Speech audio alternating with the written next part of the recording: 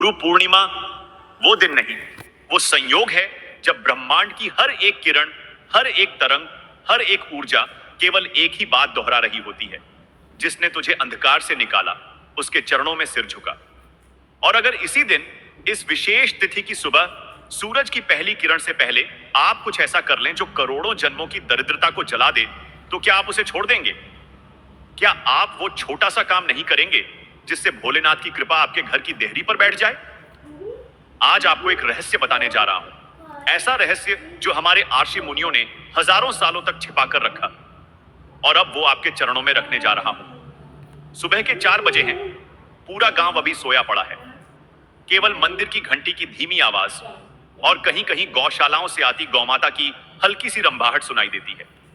यही वह समय है जब धरती और आकाश के बीच का सबसे पवित्र सेतु खुलता है, ब्रह्म मुहूर्त। और यही वह समय है जब आप चाहें तो अपने भाग्य की रेखाएं फिर से लिख सकते हैं।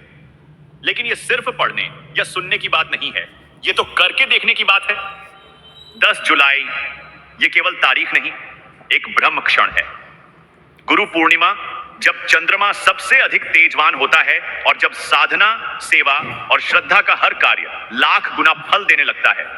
और इसी दिन सुबह के इस अलौकिक समय में यदि आप एक विशेष वस्तु लेकर गाय के पास जाते हैं, बिना किसी को बताए, बिना किसी ढोल नगाड़े के, तो समझ लीजिए कि आपके घर की दरिद्रता आपके दरवाजे से भागना शुरू कर देगी। गांव के बाहर पीपल के नीचे एक बूढ़े बाबा बैठे थे।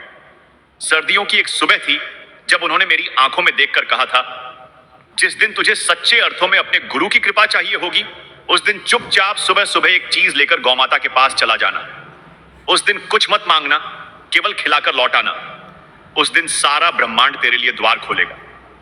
और वो दिन वर्षों बाद आज आया है, 10 जुलाई, गुरु पूर्णिमा का वो पवित्र प्रातः काल। अब बात आती है कि वो एक छोटी सी चीज क्या है। लेकिन उससे पहले, क्या आप जानते हैं कि गौ माता को खिलाना केवल एक सेवा नहीं, एक तप है। गाय वो माता है जिसकी पीठ पर देवलोक बसता है, जिसकी पूंछ के बालों में यमराज का भय छिपा है और जिसके मुख की सांसों में देवी लक्ष्मी का वास है। जिसने गाय को श्रद्धा से स्पर्श किया, उसके पाप गल गए, और जिसने गाय को अन्न दिया, उसके भाग्य में सुख की नदियां बह निकली। तो 10 जुलाई को सुबह उठिए, सूरज की पहली किरण से पहले उठिए, मुंह हाथ धोकर नहा लीजिए, किसी से कुछ मत कहिए, कोई चर्चा मत कीजिए, चुपचाप रसोई में जाइए।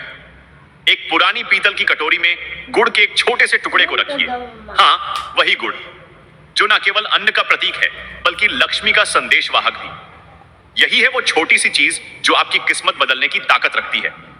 गुड़ को हाथ में लेकर एक बार ओम नमः शिवाय और एक बार गौ माता की जय कहिए। फिर बिना किसी को बताए उस गुड़ को लेकर निकल जाइए। रास्ते में कोई पूछे कि कहां जा रहे हो, तो मुस्कुराकर कहिए, गंगा स्नान। लेकिन दिल में जानिए कि आज आप पुण्य की ऐसी नदी में उतरने जा रहे हैं जो आपकी 7 पीढ़ियों को तैराकर पार करा देगी। गाय को ढूंढिए, कहीं भी हो सकती है, किसी के घर के बाहर, मंदिर के पीछे या खेतों के पास। लेकिन ध्यान रहे, गाय सफेद हो तो उत्तम, भूरे रंग की हो तो श्रेष्ठ। और अगर गाय अपने बछड़े के साथ हो तो मानिए आपको साक्षात मां लक्ष्मी ने बुलाया है। धीरे से उस गुड़ को अपनी हथेली पर रखिए और उसकी आंखों में देखिए। बिना बोले, बिना मांगे, बिना कुछ कहे, बस प्यार से उसे खाने दीजिए। और जैसे ही वो पहला टुकड़ा उसके मुख में जाता है, आपको अपनी आत्मा में कंपन महसूस होगा, क्योंकि वो सिर्फ गुड़ नहीं खा रही, वो आपके कर्मों को खा रही है, आपके भाग्य के बंद दरवाजों को खोल रही है और आपकी सूनी हथेलियों में लक्ष्मी की रेखाएं लिख रही हैं। अब जब आप लौटें तो पीछे मुड़कर मत देखिए, बस एक मंत्र दोहराते आइए, गुरुदेवाय नमः, गुरुदेवाय नमः। यह मंत्र ब्रह्मांड को संकेत देगा कि आपने आज जो किया है वह कोई सामान्य कार्य नहीं था। आपने एक प्राचीन तंत्र को जगाया है, और अब वो तंत्र आपका जीवन बदलने के लिए जाग चुका है। आपको विश्वास नहीं होगा, लेकिन इसी उपाय को एक बार मध्य प्रदेश के एक छोटे से गांव के किसान ने किया था।